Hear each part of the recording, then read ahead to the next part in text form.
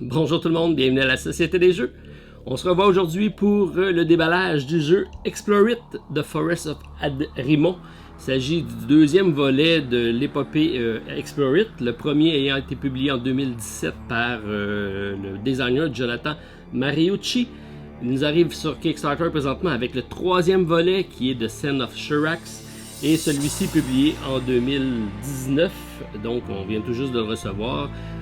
Bien hâte de le découvrir pour vous donner un aperçu du jeu, un peu de gameplay et donc si c'est un jeu qui vous intéresse pour la campagne qui est présentement sur Kickstarter. Alors sans plus tarder, Explore It, on regarde ça ensemble, c'est parti!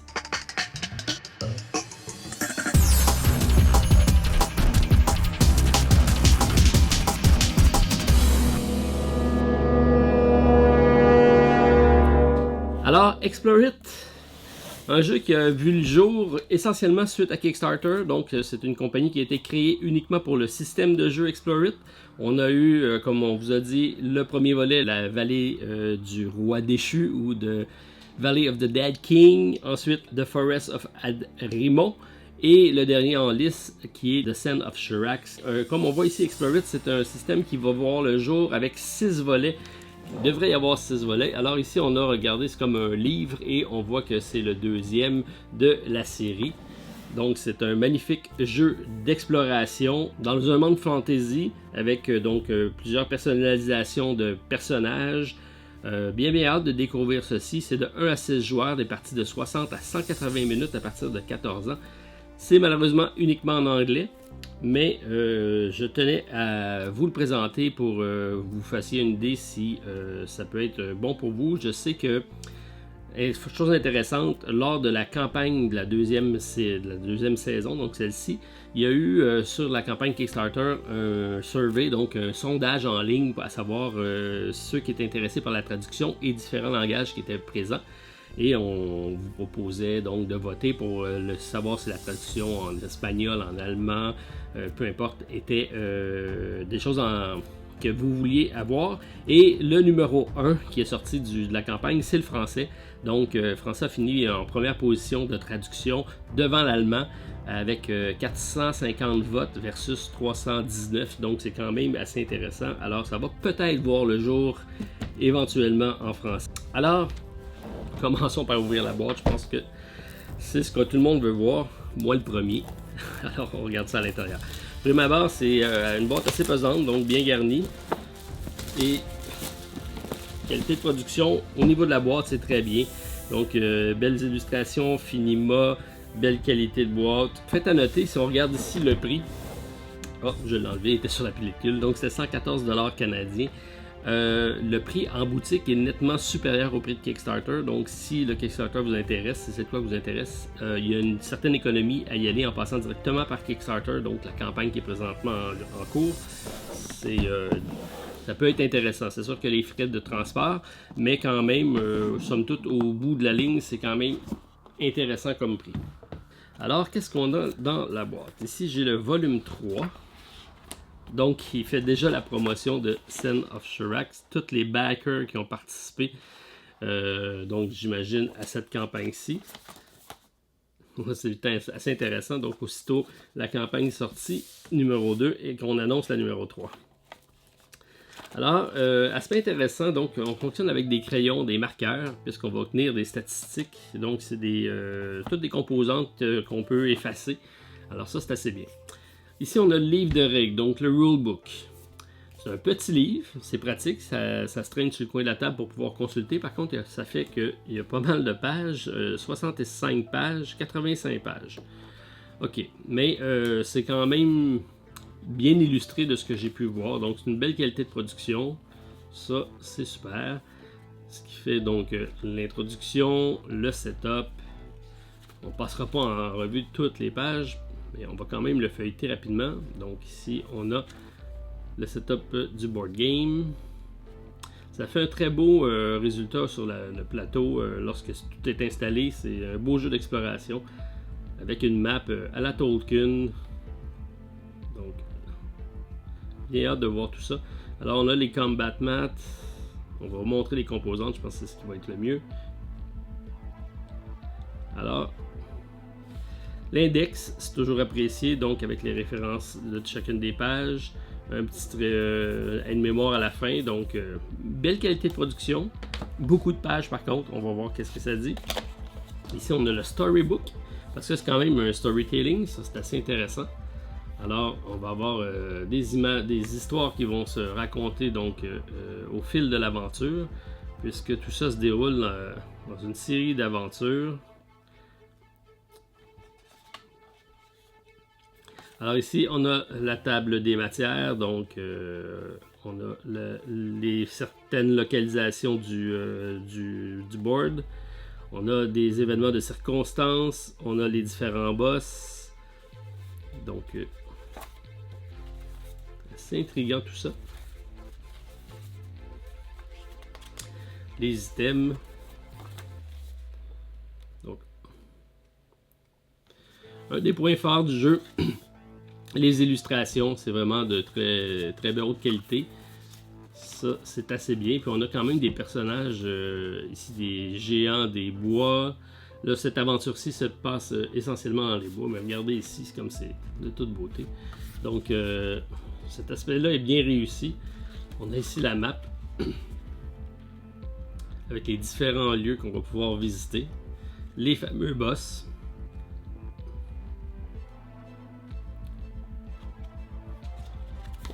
Ok, donc le storybook, assez intéressant. Ensuite, qu'est-ce qu'on a d'autre? Ça s'enlève. Oh, oh, oh. On a des paquets de cartes. Alors ici, des rencontres, des upgrades et des événements de map. On va découvrir ça ensemble. Alors, allons voir ça. Donc, on a ici nos fameux points d'exclamation. Pour une fois, ça s'ouvre bien. Ok, donc c'est une qualité Kickstarter moyenne. Le reste des composantes, c'est très bien. L'épaisseur, on n'a pas de fine protection, mais c'est quand même des belles épaisseurs de cartes. On a bon, les différentes rencontres ici. Donc ici, j'ai un Undead, j'ai les points de vie, j'ai les points d'attaque. On a un dé à brasser qui va faire en sorte que les attaques vont être différentes selon le résultat du dé, ça c'est bien. Et on a la récompense de ce qu'on va avoir, donc de l'or et différents autres. Donc ici j'ai la classe d'armure. Donc les différents monstres sont répertoriés avec des statistiques sur les cartes. Alors on vous montrera pas tout ça parce que c'est quand même... Il y a de la fiction, des événements, des trésors. D'autres monstres. Ok, tout ça c'est en lien avec l'histoire. Donc selon l'histoire, on va composer un deck. C'est assez intéressant. Ensuite ici, on a un autre deck. Ça aussi c'est bien. C'est assez simple. Donc selon nos personnages en cours d'aventure, donc c'est toutes des upgrades. Donc on va tout simplement tourner les cases et on va avoir certaines améliorations. Donc ici, notre santé va augmenter de 1. Si je continue plus loin ici, donc c'est la santé et la force d'attaque qui va, l'énergie qui va augmenter. Ensuite, ici j'ai Second Mystery. Intriguant tout ça. La défense. Ok, donc c'est plusieurs. Ça, c'est l'augmentation des statistiques qu'on va avoir avec des augmentations. Donc c'est intéressant ça aussi. Et si on regarde le dernier deck, qui est ici en lien avec les découvertes. Donc c'est tous la même chose. Non, ici j'ai les éclairs. Ici j'ai des maps. Donc on regarde ici, c'est en lien avec les tuiles. Donc la tuile C, ça va être positionné sur la tuile C. Ici j'ai le Keeper, ça raconte l'histoire. J'ai un challenge. Donc je vais aller, dans le cas ici, je pense escorter certains personnages. Donc je vais avoir ici à le faire. Et ça va donner un certain nombre de récompenses. Donc c'est comme des side quests ou des quêtes alternatives qu'on doit faire pour faire avancer notre personnage. Et donc augmenter ses statistiques, tout ça pour essayer d'être capable de se confronter au gros boss à la fin. On va avoir d'autres types de rencontres aussi. Donc ça c'est différents types de rencontres. Donc j'ai de l'exploration, de la navigation, de survival, du keeper, du bounty, incursion Ici, j'ai une bague. J'ai un sword. Donc, c'est toutes des petites quêtes qu'on va avoir à faire. Donc, on se promène d'une place à l'autre sur les maps. Et là, les maps sont toutes répertoriées avec les endroits. Donc, essentiellement, on se rend à une place, on a quelque chose à faire, on va ramasser certains nombres, on va aller le porter à d'autres places pour faire la quête proprement dit. Ça, c'est bien fait. Donc, ça fait qu'on va se déplacer sur la map. Ok, donc ça semble être en lien, donc c'est le même type de rencontre, mais en lien avec des fragments, donc peut-être par rapport plus à l'histoire principale, et ça c'est des quêtes secondaires, on va voir, mais dans certains cas, on va piocher dans cette carte-ci. Là, on voit, c'est vraiment, on a ici des parties, donc j'ai une partie base du spectre. Probablement que je vais pouvoir trouver différents types donc pour compléter une espèce de puzzle, ça c'est assez intriguant.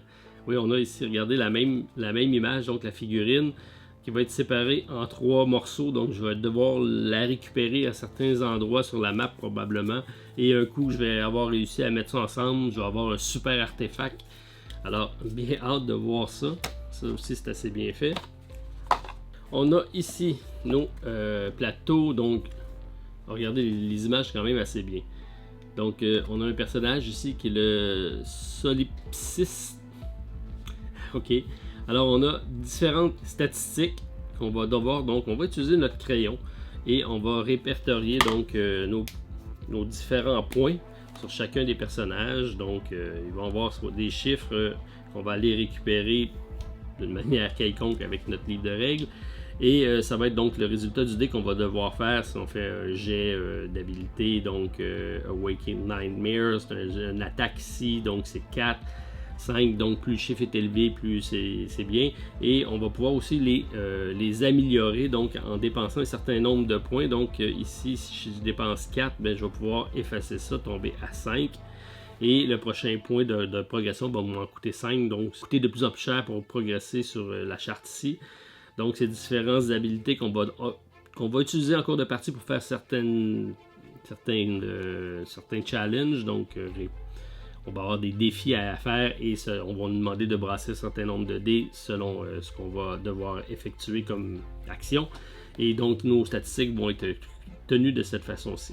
On a également certaines actions ici qui vont nous dépenser des points d'énergie, donc des actions qui vont être peut-être plus fortes, mais qui vont demander de l'énergie. Et ça, il faut avoir de l'énergie pour le faire. Donc pour ça, on va devoir manger à chaque tour, maintenir notre énergie le plus haut possible pour être capable d'utiliser ces actions ici. On va devoir également, donc au niveau du déplacement, si jamais à la fin de notre tour, on brasse tout le temps ces 3D là. Dépendamment du type de déplacement qu'on va avoir fait, si on a déplacé dans la brousse de façon insécuritaire, on va brasser celui-ci. Par contre, si on s'en va sur la route et qu'on fait attention, on ne le brassera pas. Et ça fait en sorte qu'on va pouvoir se perdre. Donc, on va être déplacé sur la map. Je vous montrerai ça lorsque la map sera sur la table, mais ça, c'est assez intéressant. On va être capable de trouver de l'or en cours de nos petites escapades. Donc, on va être capable de récupérer de l'argent pour être capable de s'acheter certaines ressources. Et ça, c'est au niveau du campement pour être capable donc de manger et de se reposer. Donc, on a une gestion de nourriture ici. On va avoir notre backpack, on a notre santé, nos énergies.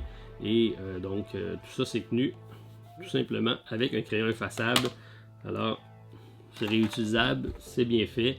L'illustration superbe, on va les regarder, ça, je pense que ça vaut la peine. Alors ici j'ai Vardan Keeper, une espèce de hint. Ensuite j'ai le Floromancer, parce que c'est en lien avec la forêt, on s'entend. Et oh, il est très beau. Donc une espèce de mi-homme, mi-cheval. Alors ici j'ai le druide. Car là, les effets de profondeur dans l'illustration, c'est très très bien. Ils ont tous des caractéristiques vraiment différentes d'un à l'autre. Et ça, ici, c'est tout le temps les deux caractéristiques qui vont nécessiter des points d'énergie. Ça, c'est des points d'attaque et de défense qui restent passives. Donc, chaque personnage est différent. Ensuite, j'ai le Stormcaller. Donc, qui appelle le vent. Oh, elle est très jolie. Ok, avec son éclair.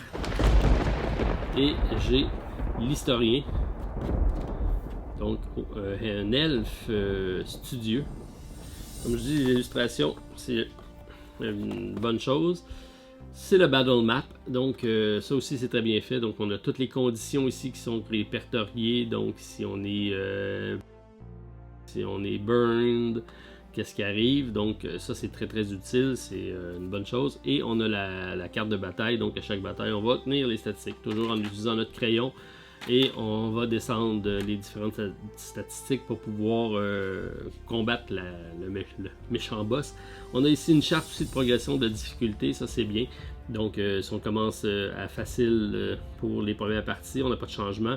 Et on peut augmenter donc la difficulté des différents personnages, soit en cours de partie ou soit d'une partie à l'autre. Alors ça aussi, c'est bien fait. Alors ici, on a Orgus, qui est un des boss qu'on va devoir affronter, donc 68 points de vie quand même. On parle ici 40 d'attaque, un dé donc de 1 à 6 sur certaines attaques qu'il va faire, donc on voit que c'est beaucoup plus complexe que les petites cartes qu'on avait tantôt. Alors ici c'est un deuxième, donc une espèce d'araignée. Oh, ici on a un autre personnage, donc Warden. Très beau. On en a quand même beaucoup et c'est très bien fait, c'est un gros carton épais. Encore là c'est plastifié ou ce qu'on peut probablement écrire dessus. Donc ça c'est donc deux autres créatures qu'on peut être attaqué, donc c'est deux boss, je pense. Ici on a un autre personnage de Soul River. Donc une espèce de sorcière maléfique. Mais c'est un personnage qu'on peut incarner, ça c'est intéressant. Ensuite j'ai Marakakek. Ok, ça c'est définitivement un vilain, un des boss. On a ici le Dead Mote, une espèce d'insecte. Les waypoints, donc différents secteurs qu'on va pouvoir interagir sur les cartes qu'on va rencontrer. Donc ici c'est pour dépenser de l'or, pour aller m'acheter des elfes, des rations elfes. Je peux aller m'acheter ici un trail map. Je peux aller m'acheter différents items ici qui vont pouvoir nous aider avec un coût variable, soit par héros ou au total. Donc ça c'est bien. Ensuite j'ai le Battle Site. On peut aller des reliques. Fort intéressant.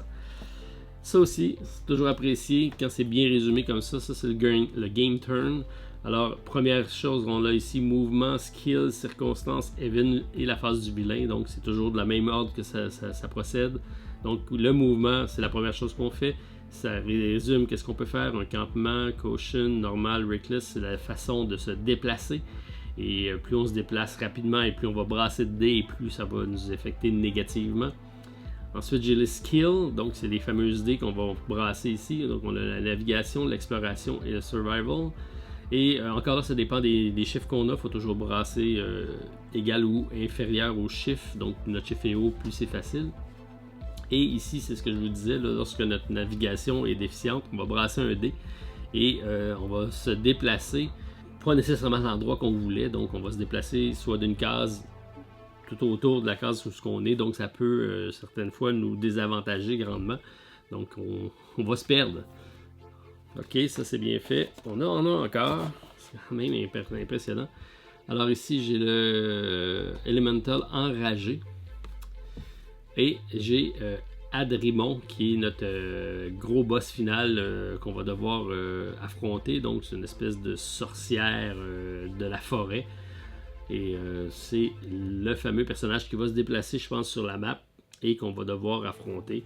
Alors encore là des cités ici qu'on va pouvoir, donc sentinelle, toutes des choses qu'on va pouvoir interagir. J'ai le Wendigo. J'ai ici le Sword Woman, toujours avec les arbres. Ici j'ai le Grove item, donc c'est encore une fois des... Oh, ici on a des points de déplacement. Ok, il va falloir récupérer probablement des ingrédients dans la forêt pour pouvoir aller ici interagir. Ça c'est assez intéressant, ce ne sera pas juste de l'or qu'on va récolter. On va avoir donc, on peut se healer ici avec un certain type de plantes. Très bien, j'ai hâte de voir ça. Donc différents autres endroits qu'on va pouvoir interagir. Alors ici c'est nos dés. Donc différents types de dés, différentes faces. Donc j'ai des 6 faces, des 8 faces et on a toujours une face avec un X. Donc qui va nous faire probablement un succès instantané et qui va nous permettre de rebrasser le dé à chaque fois. Ça c'est bien. On a donc différentes formes, différentes couleurs. On a ici une base. Ok. Intriguant. On a un personnage qui se trouve être, j'imagine, la fameuse sorcière qui va se déplacer, donc Adrimon. On a ici dans la boîte ça c'est les créatures, je crois. Donc le Wood Elf. Ah, ça c'est les races, ok. Parce que dans nos personnages, on a tous nos personnages, mais en plus on va pouvoir y additionner une race. Et la race va modifier donc nos statistiques. Alors ça va être intéressant. Donc je peux jouer un Corrigan, un Fairy, donc une fée. Ok. Un Nixie. Ça c'est nos fameux, donc comme on a regardé, si on réussit à compléter le sceptre, qu'est-ce que ça va nous donner? J'ai ici le Brianquin, le Dentroll, le Boggart, le Sith. Encore des artefacts. Forestborn, Sprite, Phone, Brownies et encore des specs. Donc, bien hâte, ça c'est les fameuses reliques qu'on disait. On va essayer donc de trouver les différentes pièces pour pouvoir les former. Là vous dites, c'est beau, on a vu des dés, des personnages, des cartes, mais où est le plateau? J'imagine que c'est en dessous. Effectivement, c'est là. Alors, nos tuiles, donc nos ex, on va mettre ça de côté. Alors on va avoir un secteur de départ et d'arrivée qui va déterminer le haut et le bas. L'emplacement de mettre nos cartes, le board va vraiment se moduler d'une partie à l'autre très différemment. Donc ça ici c'est le fameux dé que je vous parle lorsqu'on va se perdre, on va brasser, on va déplacer d'une case, on ne sait pas par où. Ça c'est intéressant. Alors, et ça c'est nos ex. On va essayer de faire une petite mise en place. Le board va se développer donc de haut en bas avec nos fameux cases de départ et d'arrivée. Donc ça va être sensiblement quelque chose comme ça. Et on va donc évoluer sur différents terrains. Et en se déplaçant donc d'un terrain à l'autre, si on suit les chemins ou si on suit les cours d'eau, on va se déplacer de façon sécuritaire. Par contre, si on rentre dans les territoires wild, donc dans la forêt ou dans les montagnes, mais là on risque d'avoir des rencontres plus difficiles. Donc là-dessus, ça me fait un petit peu penser à Folklore que j'ai ici en arrière. Par contre, le jeu se positionne beaucoup plus sur la tuile ici et sur les cartes. Donc c'est pour ça que j'avais une petite similarité avec Folklore, mais celui-ci me semble plus un jeu d'exploration qu'un jeu de role-playing game. Par contre, les cartes, les aventures et tout ça font en sorte que donc on va devoir se déplacer sur la map qui va évoluer pour aller faire des différentes quêtes. Ici, donc j'ai des arbres, donc ça c'est l'autre partie, les deux autres parties. J'ai des pièces qui sont plus petites, plus grosses. Alors ça va être intéressant, j'ai hâte de voir comment tout ça va s'embriquer. C'est l'histoire qui va nous le dire. Donc, quand on faisait référence aux certaines pièces, donc la type N qui est ici, donc on va risque d'avoir une quête, si on voit qu'il semble avoir un boss qui est dans ce coin-ci. Donc, selon les cartes qu'on va avoir, ça va faire référence à certaines tuiles et on va positionner certaines quêtes. On va se promener sur la carte. Je sais que dans le premier volet, le roi se déplaçait et essayait d'anéantir les villes avant de venir nous attaquer. J'ai hâte de voir si ça va être le même principe ici avec la sorcière. Ça va être à découvrir. Donc, encore des tuiles. Ça va faire une très très belle map. Un coup de tout installé. Là. Visuellement, c'est très joli. Et donc, on a une forêt de champignons ici, j'ai des arbres, ici j'ai une chute, tous des points d'intérêt, on a une cité ici qui apparaît. une espèce de marécage. Et ici des maps avec des maps. Ici j'ai l'hexagone et ici c'est ce qu'on a vu là, l'espèce de place peut-être avec le druide pour pouvoir aller chercher des ressources et peut-être utiliser d'autres choses que de l'argent pour pouvoir évoluer dans le jeu. Donc ça c'est assez bien. Avec différents symboles donc qu'on va découvrir au cours de la partie. Alors bien intriguant tout ça, c'est mon style de jeu. Vous avez remarqué que j'ai souvent un pattern qui revient. Donc c'est un jeu qui se joue en solo jusqu'à 6 ou 7 joueurs. C'est recommandé de 1 à 3 au niveau de la grosseur des équipes là, pour pouvoir que ça se fasse un jeu intéressant. Donc bien hâte de découvrir. J'espère que ça vous a donné l'envie d'aller jeter un coup d'œil sur The Sen of Shurax, qui est celui-ci qui se passe dans le désert. Donc le deuxième volet c'est vraiment dans la forêt et celui-ci c'est dans le désert avec des gros monstres qui vont attaquer un peu à la Tremor avec des ruines un peu partout. Donc ça me semble assez intéressant. Alors vous avez apprécié, pouce en l'air, vous voulez savoir la suite, savoir une explication des règles et quelques tours de jeu, peut-être même une série, à voir si c'est quelque chose qui vous intéresse. Répondez au sondage, abonnez-vous si ce n'est pas déjà fait, puis on se revoit très prochainement un coup que j'ai lu les règles et que j'ai fait une ou deux parties de pratique. On attaque Explore It, The Forest of Adrimon. Alors, merci, bonjour, on se revoit bientôt, bye.